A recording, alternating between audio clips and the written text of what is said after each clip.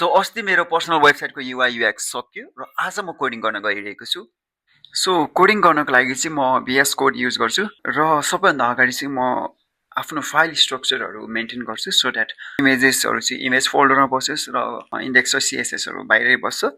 र यति गरिसकेपछि चाहिँ म आफ्नो कोड लेख्छु र कोड गर्नको लागि चाहिँ सिम्पल HTML र CSS युज गर्छौँ र धेरै कोड लेख्नु नपरोस् भनेर चाहिँ हामी बुटस्ट्र्याप युज गर्छौँ।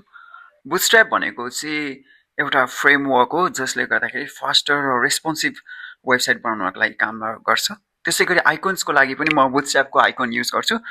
सो दुइटैको CDN लिङ्क्सहरू मैले कपी गरेर चाहिँ तपाईँको आफ्नो वेबसाइटमा पेस्ट गर्छु र यति गरिसकेपछि चाहिँ मैले हेडर सेक्सन बनाएको छु अनि त्यसको तल चाहिँ हामी हिरो सेक्सन बनाएको छु। हिरो सेक्सनमा चाहिँ मेरो आफ्नो इमेज र मैले के काम गर्छु भनेर राखेको छु।